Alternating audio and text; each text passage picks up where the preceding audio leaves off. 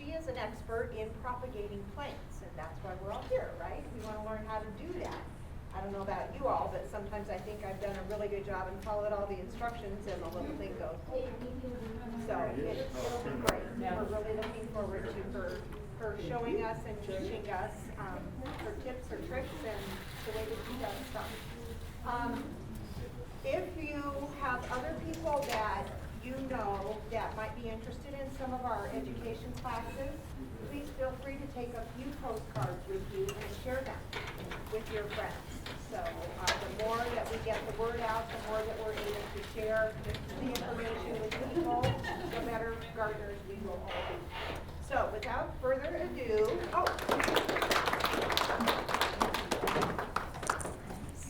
Thank you so much, Mary. Hello, everyone. Welcome to the Houseplant Propagation class. My name is Kady, and I will be going over this topic with you all today. Before I get started, I just want to extend a big thank you to the Campbell County Master Gardeners class for putting this on for us today. So obviously, we're all here because we have a love for houseplants.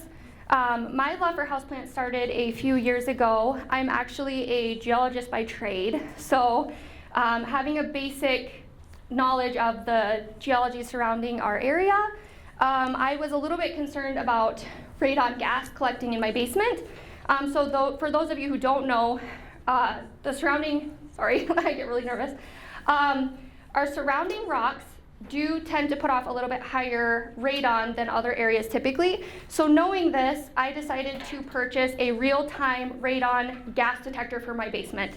When I installed it, it was wintertime, the radon was extremely high in my basement, and I was like, oh my gosh, I'm gonna go out and buy all these houseplants and I'm gonna put them in my basement and they're gonna purify my air. At the time, I really didn't know a lot about houseplants, so I just kind of bought whatever. And unfortunately for me, houseplants do not filter radon gas out of your home. So we had to go down a whole nother rabbit hole, but I had all these houseplants and I decided to keep them and care for them and watch them grow. And very quickly, I fell in love with caring for houseplants. Over the last few years, my collection has grown to include a lot of the rare, unique, and unusual varieties that you can find here in Gillette. I just like having different things. So here's like a unique variety of aglaonema. It just has a really pretty color. So this is just a plant from my personal collection I brought. That's the one she's given to me.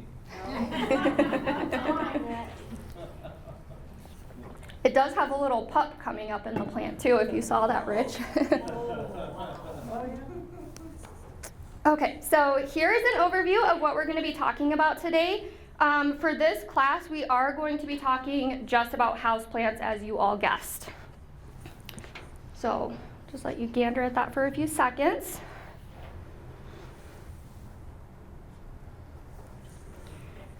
All right, so just a little bit about me. As I mentioned, I am a geologist, but I do own Kady Farms here in town, for those of you who haven't heard of us. We are a small family-owned business. We offer locally grown, rare, unique, and unusual houseplants. All of our plants that we offer are propagated from my own personal plants at home. We also offer things like handcrafted soaps and other farm store finds with an emphasis on living a healthy lifestyle. My husband and I operate Kady Farms out of our home. We did have a brick and mortar store, and then late last year we decided to close it, unfortunately. We felt that pulling the business back into our home would be able to provide better service and products for our customers, but we also have 3 young children and we really wanted to spend more time with them while they're young. So eventually we might jump back into having a greenhouse or a brick and mortar at some point, but just right now, we're gonna run everything online. You can still shop with us online and at local events like our local Gillette Farmers Market. You can also find a lot of our products downtown at the Urban Basket, including some of our houseplants. You can always look us up on social media to kind of see some of the latest plants and stuff that we post if you do that sort of thing.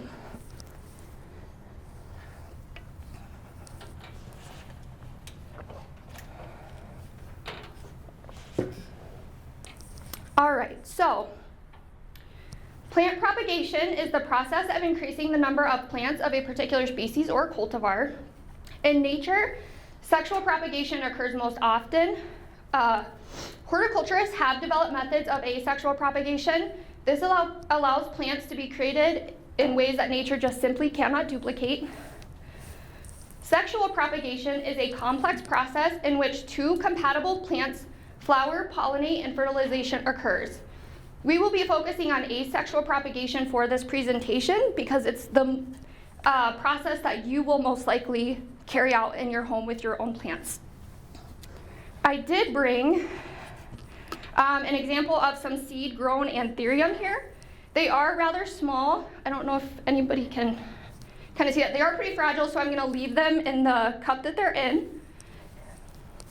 But I did not fertilize these plants. I did buy these seeds online. It has taken 3 to 4 months to get this much growth. So, yes, that would be awesome. Thank you. So as you can see, it's a pretty intense process to get those plants to maturity when they're grown from seed. So. What was this again? That is an Anthurium windlingeri or windlingeri. I never pronounce it right, but yeah, just little tiny babies. There's a bunch of them.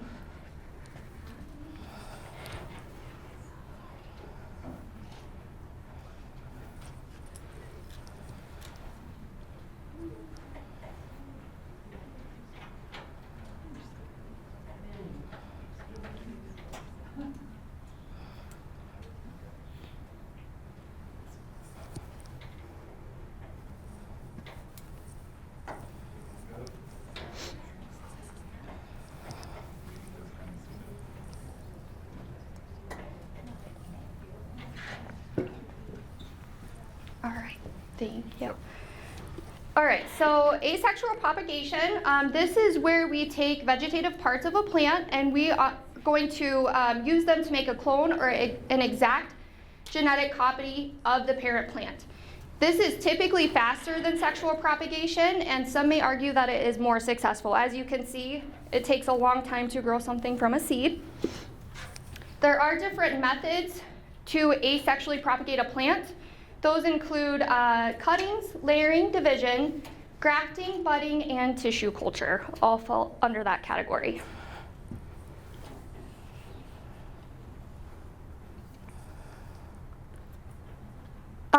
Something else I wanted to mention here, benefit to asexually propagating a plant.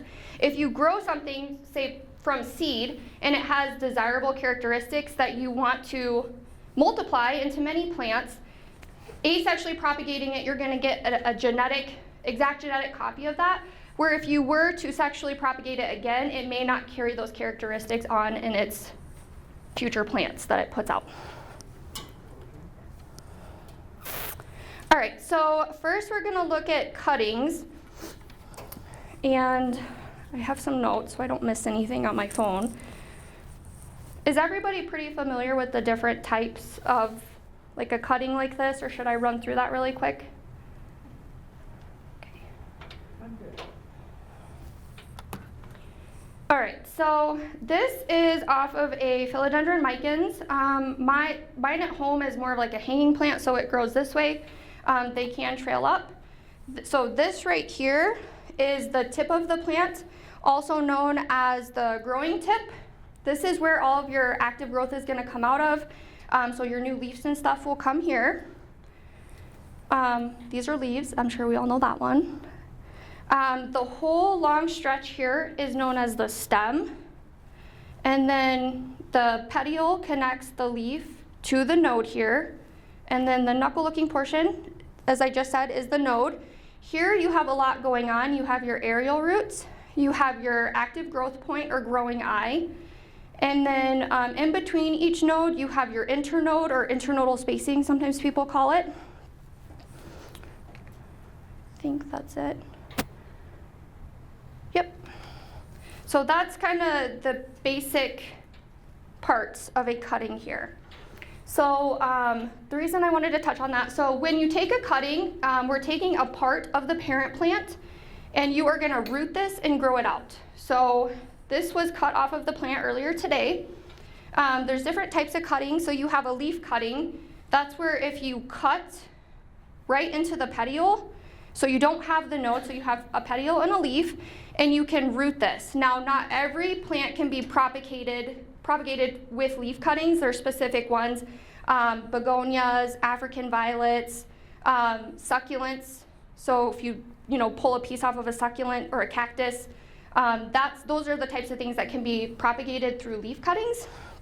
A stem and tip cutting is also known kind of as a top cutting. So that's if I cut right here below this very top node where you have the growth point, you typically have a leaf, and then you have one node. In my opinion, when you propagate this way, that's the one that I want to buy. That's the one that you usually have most success with. It also typically grows a little bit faster because it already has that active growth point. When you propagate with anything else, that is going to have to push this out before you start seeing growth. So if it's already there, you're going to get growth a lot faster. Then you have a leaf and bud cutting. So that is kind of these in-between guys. So if I were to cut this here, which I'll do,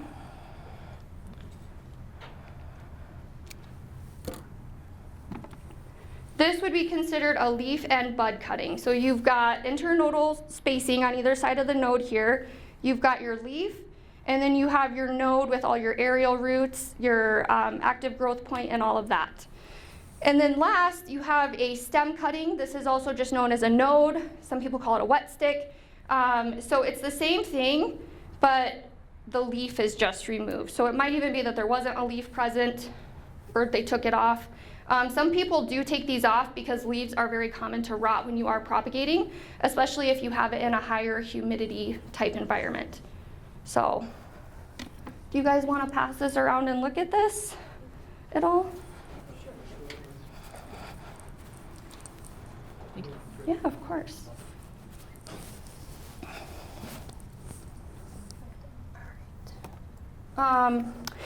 So after you take your cutting, the next step that you're going to do is you're going to root your cutting. So you typically want to pick a substrate. I like moss, and you guys will see in the plants that I brought today, most of them are rooted in moss.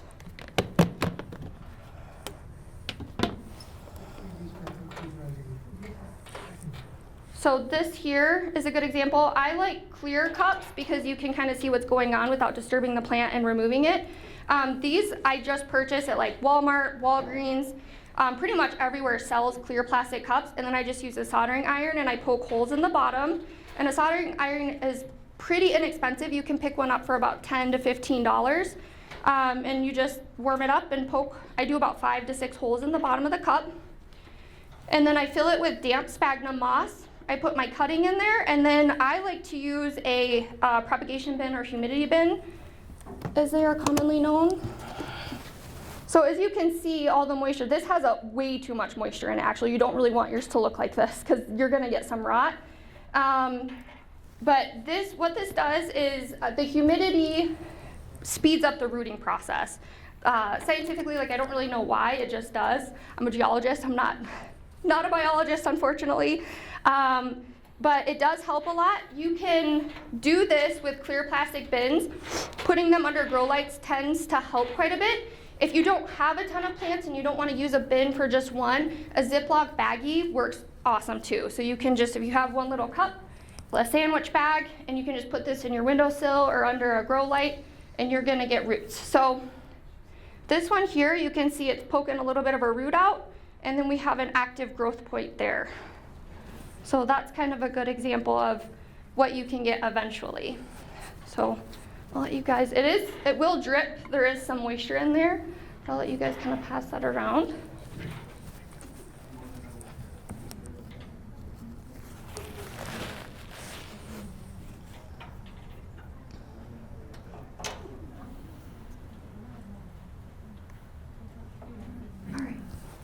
So after your cutting has rooted, and I like to typically wait till it has kind of an active growth point or it's getting ready to unfurl a leaf like that one does. That one only has that one root, so I'd probably leave it in my bin for another week, maybe 2, before I pulled it out.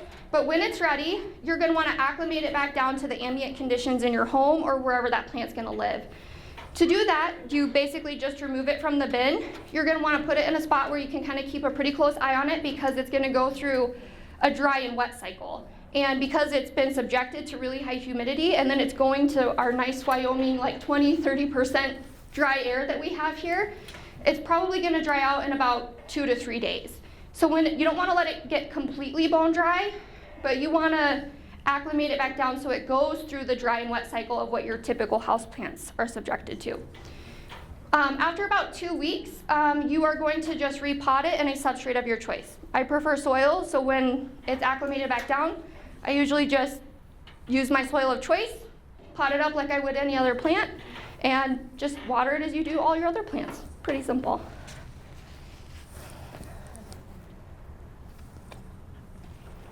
All right, so now we're going to talk about layering. This is also commonly known as air layering. This is very similar to the cutting method.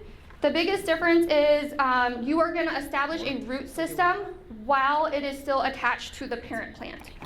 So I don't know where that string of micans went, but oh, perfect. So do we all know what aerial roots are? Good. So the first step in this is picking a set of aerial roots along the plant.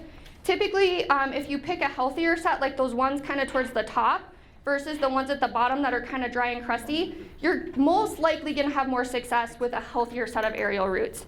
So once you pick where you're going to do it, you typically want to remove the leaf. So if I were to pick this spot, I just snap the leaf off. You take some damp sphagnum moss and you would wrap it around there. You don't want to wrap it too tightly because, again, if you have a lot of moisture, it's going to cause rot. So you'll wrap it around there and then you will just surround the moss with plastic wrap or saran wrap. And then you're just going to secure that with a string, rubber band, or zip tie, kind of whatever you have at your disposal. And then you're just going to wait, essentially, till the roots appear. So every plant's different. There isn't a set amount of time. It just is totally dependent on your plant, the health of the plant. There's no rhyme or reason. Once you do see visible roots, you can go ahead and remove the plastic wrap and the moss. You can cut the new plant off of the parent plant. If you want to further develop the root system, I would pot it back up in a sphagnum moss, and then you could even put it in a humidity bin if you wanted to, or you could just, if the roots you're happy with them, you could just put it right into soil if you wanted. So if you do put it in the humidity bin, you want to go back through that acclimate and repot process that we talked about.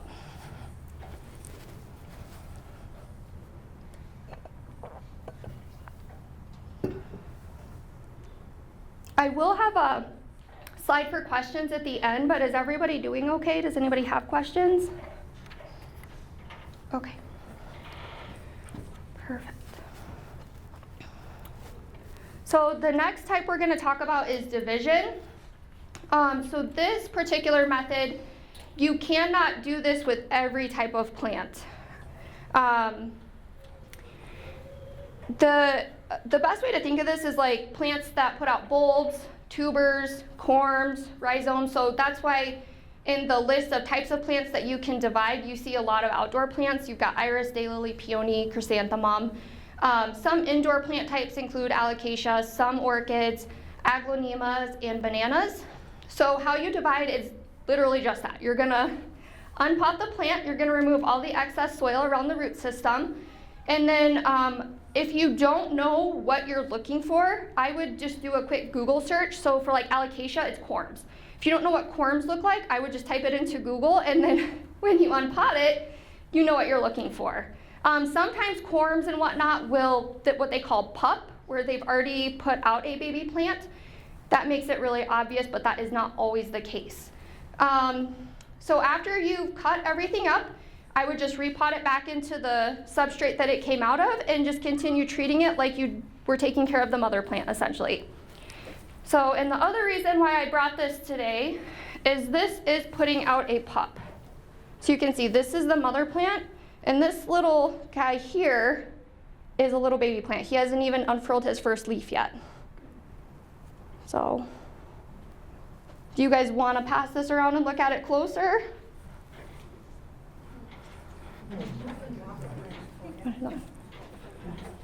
That one's a little bit bulkier. Thank you, Mary.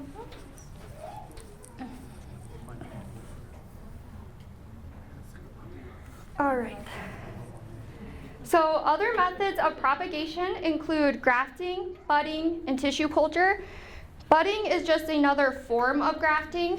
I don't have a lot of experience with either of these. I have no experience actually with grafting and budding.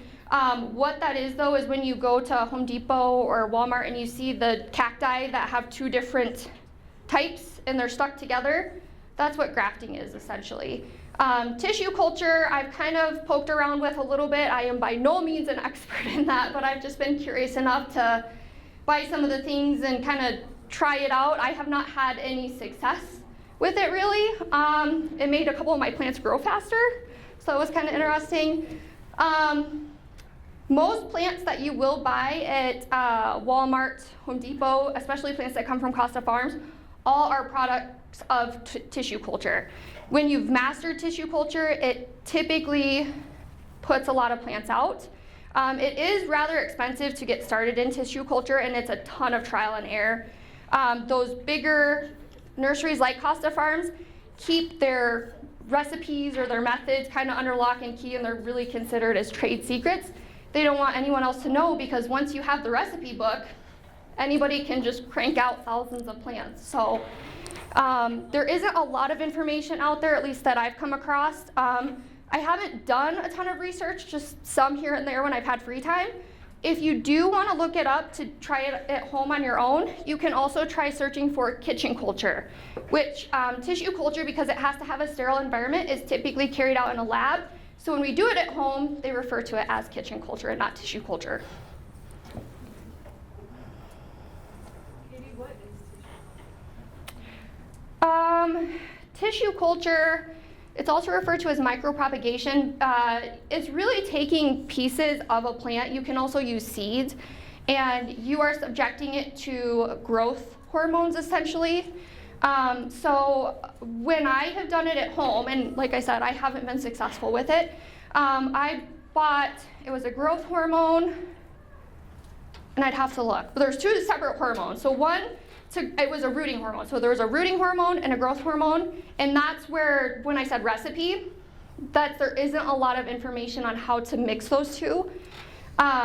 So you take your, there's different methods. So you can hole punch like leaves, and you can grow it out into what they call a callus. You can embed it into it's typically a gel when you mix it up. And then it'll create what's called a callus, so it's just a fuzzy, there's no structure to the plant, and eventually it'll have rapid growth, and then you can put that into a rooting hormone, and then you grow the roots out, which then turns into, it sounds really weird, and it really is. But that's what I tried to do. I also cut up some nodes and put it into my rooting stuff. There is another thing that we tried. We did a liquid formulation, and we put it into what is called a biocoupler. So essentially it was 2 mason jars with an air vent in the middle, and it was all sealed off. And we put tiny little baby plants in there, and a couple times every day we would flip the biocoupler, so the plant would sit in the fluid for about 5 minutes, and then we'd flip it back over and drain it out. So it would be subjected to those growth hormones infrequently, and that is supposed to produce rapid growth, so it would put out pups or little plantlets attached to that initial plant we put in there. And that's when I said it made some of my plants grow really fast. That was what we had more success with than some of the other stuff. So I don't know a whole lot about tissue culture. That's kind of the gist of it. There's a lot of information out there, but there's just no exact recipe or instruction book on how to do it. So when I got started, I think we spent close to $500 to $800 for some of the equipment we bought. So it is pretty expensive to kind of poke around with, for sure. You can buy kits cheaper if you want to piecemeal it that way. So something to think about. If you have more questions, you can get a hold of me, you can email me, and if I don't know, I'm going to tell you I don't know. Or I can refer you to kind of where I've gathered my information too. So. And she's on Facebook. Yes. Yep. Okay. So these are just some examples of propagated plants that these are probably pictures that I pulled off of our Facebook actually from our business page. I just wanted to show you what propagation will get you, basically. So the Monstera stanleyana we propagated with cuttings. The alocasia, those are propagated through division, as I mentioned, corms. You can cut alocasia. I have never cut mine up because they're super finicky, so if I get my alocasia big enough to cut, I'm not going to touch it. I just want to enjoy it. So every once in a while, I'll poke through the dirt and pull those corms out and grow them out, but I don't know. I love my alocasia, I'm not going to cut it. The philodendron pink princess kind of represents philodendrons in general. You can propagate those through cuttings. Some of the more expensive ones, I have seen people air layer because you will probably have more success if you have a root system before you cut it off of the parent plant. So if it is a very expensive plant, you don't want to just chop it up willy-nilly, air layering can be a really good option. And then the philodendron gabby there on the end, that's just a cutting that has started to put out some active growth there.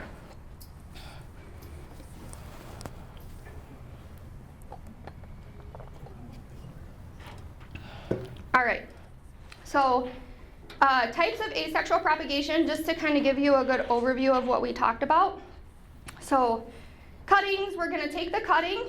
Typically, you want it to have a growing eye or growth point unless you're doing a leaf cutting.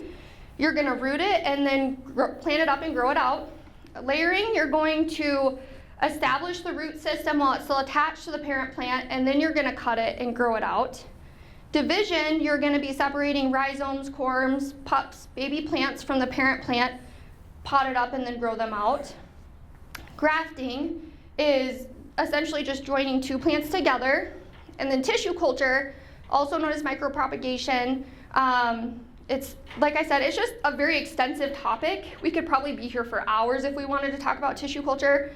Most plants, as I mentioned, that you purchase from like any Kady Farms plants, Walmart, Home Depot, Lowe's, Menards, stuff like that, they're probably all coming from a tissue culture nursery somewhere. All right, so in summary, plants can be multiplied via sexual and asexual propagation. There are multiple methods you can use to create new plants. Certain propagation methods work on some plant types, but not others. Asexual propagation can be thought of in three main steps: rooting, cutting, growing, not necessarily in this order. The best way and the best thing I can tell you is really just trial and error, just like the tissue culture thing. I've had a lot of failures. Even in this bin that I have here, you guys can come up and look around, because it's super wet, there's a couple plants that I have to take out and just throw away because they're rotted in there. There's every week when I go through my bins at home, there are plants that I have. So, you know, they may be too moist. It might be that that part of the plant just wasn't healthy enough. It didn't root. There's so many reasons why you might get failure, and the more that you try, the more you're going to figure out. So if you want to start propagating, now that you guys maybe have some of the basics, I would just say go home, chop up your plants, give it a shot. I do prefer, so when I was talking about rooting it, sphagnum moss is great. Some people will root in perlite. Some people prefer a sphagnum moss perlite mixture, and some people will root directly into water. I've noticed that the sphagnum moss holds, you can't put too much into your propagation vessel. If you do, it's going to hold too much moisture, but it seems to just have a pretty good balance. So that's why I prefer sphagnum moss myself. Does anybody have any questions? What about propagating succulents, like from the leaves? Do you just set them on top of your sphagnum moss? Do you bury them? So I'm really bad with succulents, but I have tried. Everything that I've seen, and I have tried propagating them directly onto dirt. The most success I ever had propagating succulents, where I had like a handful of just like leaves that fell off of one of my succulents, and I was so irritated because I love succulents, but they just die. And I threw them into a bigger pot of just dirt that I had, and I literally ignored them. And I came back, and there was this succulent that was growing bigger than any other succulent that I had, just ignoring it. So I have rooted, if you know what the lifesaver plant is, I don't know, I'd have to look up the name, but it puts out this really cool flower. It's the one succulent I've been able to keep alive. And I took a leaf cutting or just a part of the plant, and I have rooted it in sphagnum moss in one of my humidity bins, and I've had success with that. So you can do it that way. They typically don't like a ton of moisture, so doing it with the dirt is probably a little bit better option. I've also seen people who will do trays of them. They'll have a tray, they'll do a layer of dirt, they'll arrange their succulents in there, and then they'll do like a misting system. So they'll mist it ever so frequently. I'm not real sure how frequently they do it. I've not done it that way, but it'd be something to look into for sure.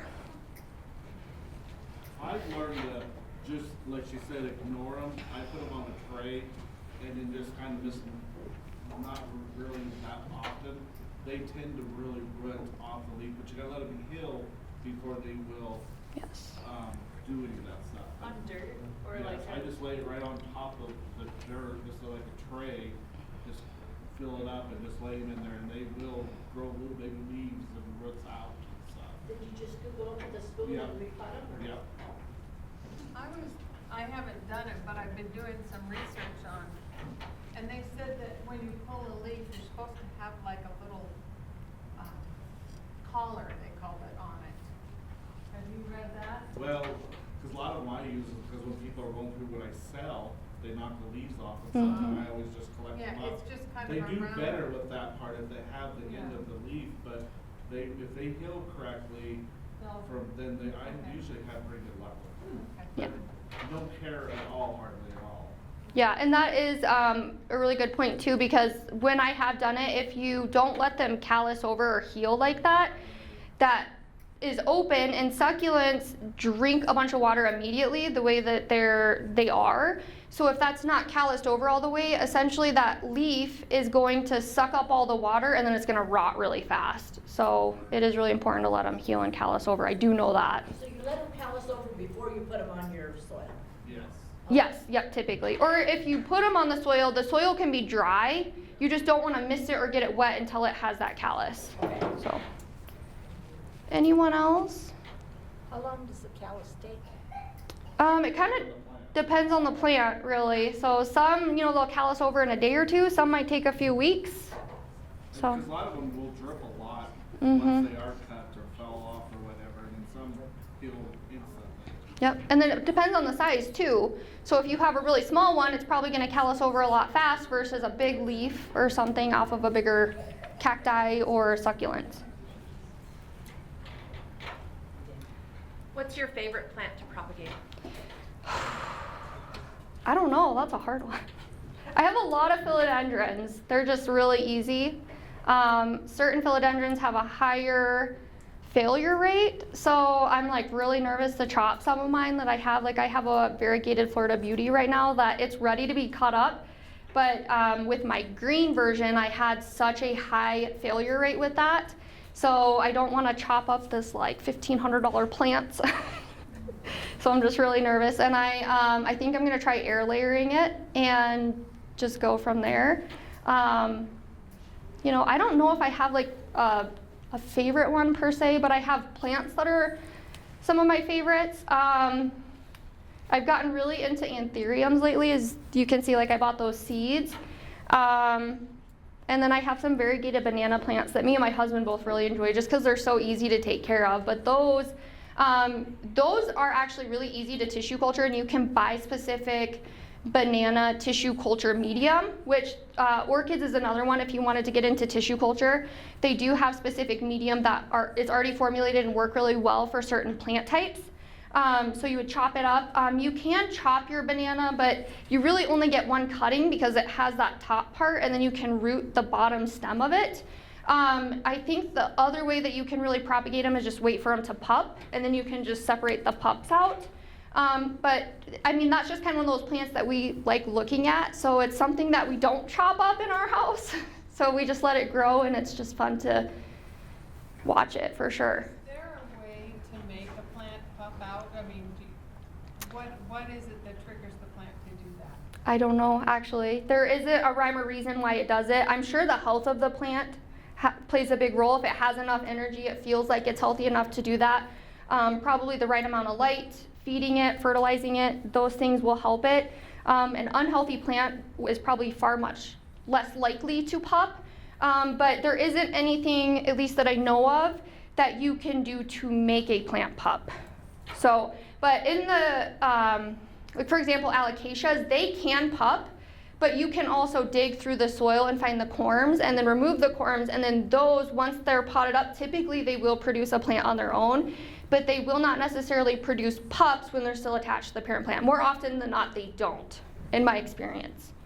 So if that makes sense. Aglaonemas, I don't know a whole lot about them. I actually only own 2.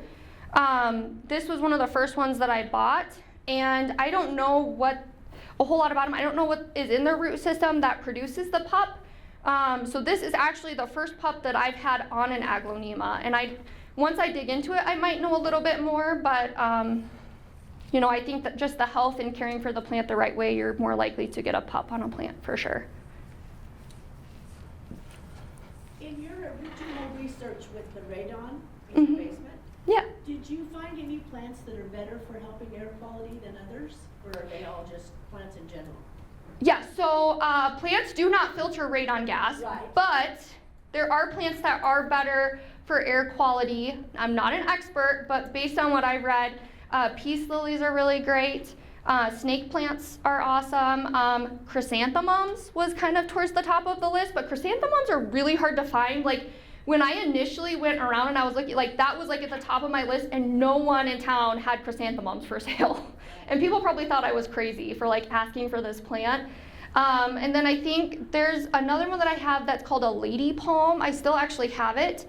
That one, and they're very slow growing, but that one is really great. If you do dig into it and look it up, certain plants filter certain toxins or things out of the air. So the peace lily was at the top of the list because I think there was like 5 things that were done in the study, and that one hit all 5 marks. So it was at the top of the list. So like peace lilies, I think at one point I had like 5 or 10 peace lilies in my house because I'm like, our air is gonna be like a casino. Like it's just like really nice in here.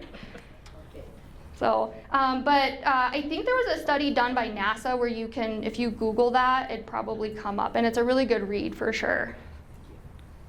Do you keep your plant area or your house at a certain humidity?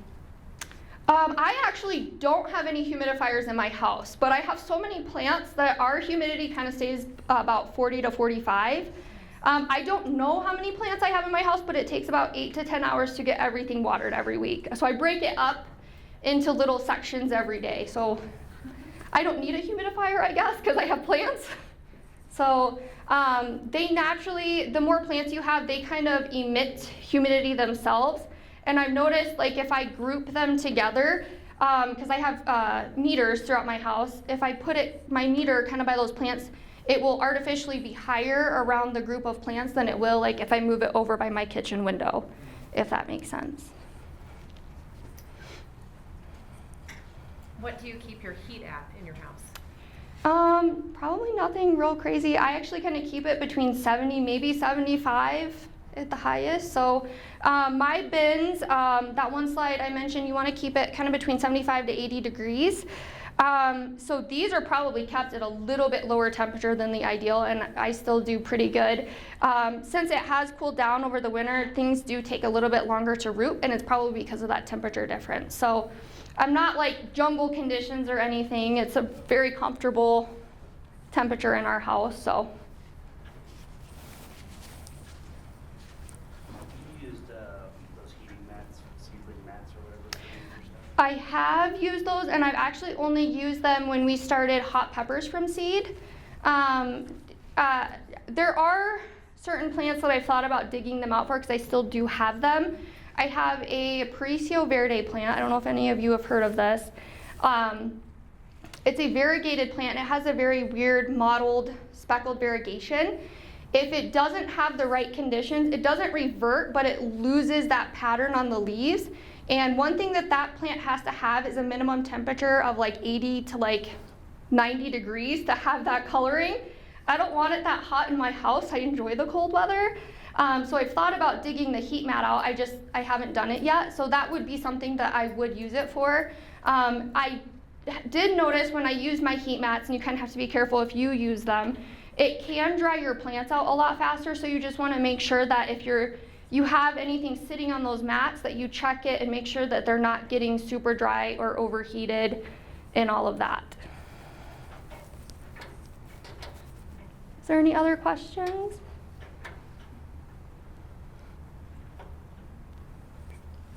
I got one more. Okay. Yeah. I don't know if you said it, but we use this sphagnum moss in like the little cups.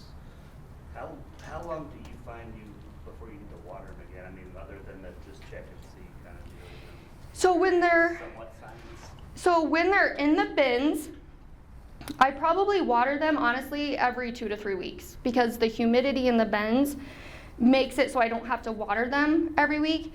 In my basement, at my temperatures and the humidity that I have down there, it's roughly 5 to 7 days. In your home, it might be as quick as 3 days. It's totally dependent on your temperature and the humidity that you have around those cups. So I can tell you it takes me 5 to 7 days, but if you have a much warmer, drier house than I do, it's gonna dry out a lot quicker. So there isn't like a one size fits all. And the bigger the cup as well, so if you have more moss in it, just because there's more substrate, there's more moisture to kind of insulate it and keep it moist longer, that's gonna take a longer time to dry out than something small like that. So it's just one of those things that if you're worried about it drying out, I would probably suggest checking on it every 3 to 4 days until you kind of figure out how quickly it does dry out. Does your propagation bins have holes in it, or is it just self-enclosed? It is all self-enclosed. And I'll kind of, so it doesn't have a seal around the lid or anything. But I mean, when this is latched down, there really isn't much airflow getting through there. It is a good idea, especially if you have one that's this wet, to open it and kind of let some fresh air and some of the humidity out so it can breathe. Because there is something to be said about not keeping it super damp and moist all the time, just to kind of get some fresh air in there and stuff too. So you just water it down, put the lid on, and let it be for 2 weeks? Pretty much, yeah. So, I mean, at first when I started doing these, I would check on them like every 2 to 3 days. And now that I've been doing it for a couple years, I just kind of let them do their thing. And I'll be like, yeah, it's been about 2 or 3 weeks. I should probably go down and go through all my bins. And I do get, probably because I let them sit and some of them get really moist, you can see there is some algae down here. So I do, like, I'll go home and I'll probably move all of these to a clean bin.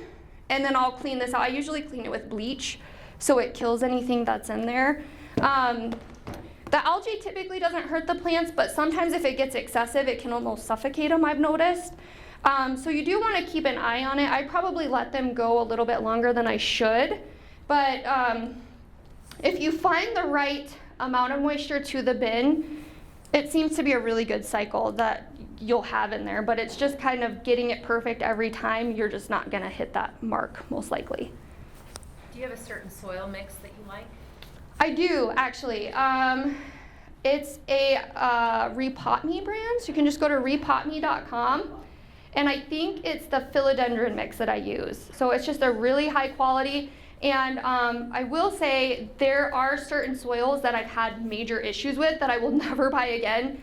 Miracle Grow is one of them. It's typically carries fungus gnats, or it will have eggs, and it can carry other pests within the soil that are even just dormant, the eggs or whatever. If you do end up buying a cheaper brand, I always tell people, this sounds really weird, to sterilize it, just buy like one of those disposable aluminum tins from the grocery store, pour your soil in there, and then bake it in your oven at about 150 to 200 degrees for like 45 minutes. And that's hopefully going to kill off anything that's in the soil. And that way, when your plants are in there, the fungus gnats or whatever don't hatch and kill your plants off. So I like the Repot Me brand. I haven't had any issues with it.